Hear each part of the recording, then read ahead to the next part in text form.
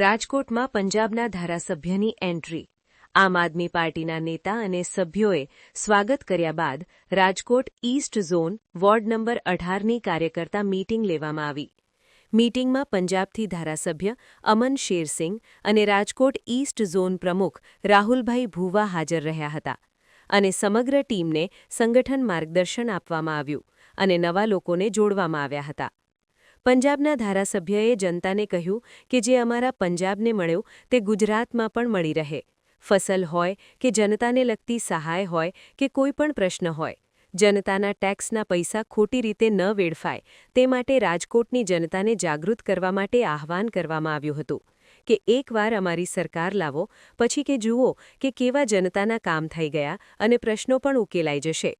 પંજાબની સરકારમાં જનતાને કેટલું સસ્તું મળે છે અને ગુજરાતની જનતાને કેટલું મોંઘું મળે છે તે પણ તપાસ કરજો. આજ રોજ વોર્ડ નંબર 18માં આમ આદમી પાર્ટીની સંગઠન અંગેની મિટિંગ હતી, જેમાં બૂથ લેવલની મિટિંગ કરવામાં આવી અને વોર્ડ નંબર 18માં આવનારા સમયમાં રાજકોટ મ્યુનિસિપલ કોર્પોરેશનના ઇલેક્શનમાં આમ આદમી પાર્ટી બૂથ લેવલે તૈયાર થઈ ગઈ છે.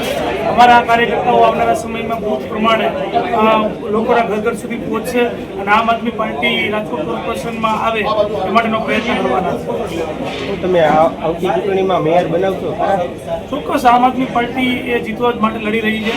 આજે આપ જોઈ શકો છો, એક વોર્ડના સંગઠનમાં લગભગ 300થી વધારે લોકો જોડાયા છે અને એ બૂથ પ્રમાણે લોકોના ઘર ઘર સુધી પહોંચી અને આમ આદમી પાર્ટીનો વ્યાપ વધારશે અને હજી વિશાળ માત્રામાં આવનારા સમયમાં જોઈનીના કાર્યક્રમ થશે અને એ કાર્યક્રમમાં લોકો જોડાઈને આ વખતે રાજકોટના લોકોએ મૂડ બનાવી લીધું છે.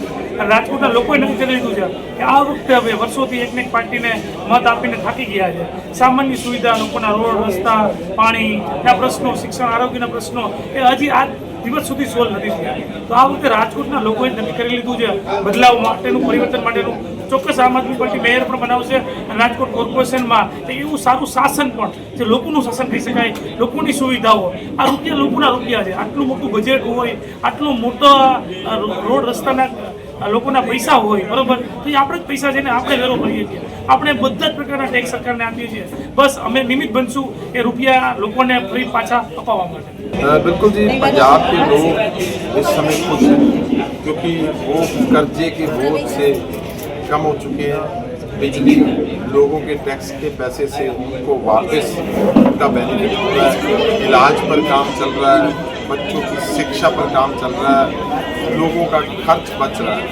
और सारे आम आदमी पार्टी पंजाब में जो लोग हैं वो आम आदमी पार्टी से बहुत खुश हैं.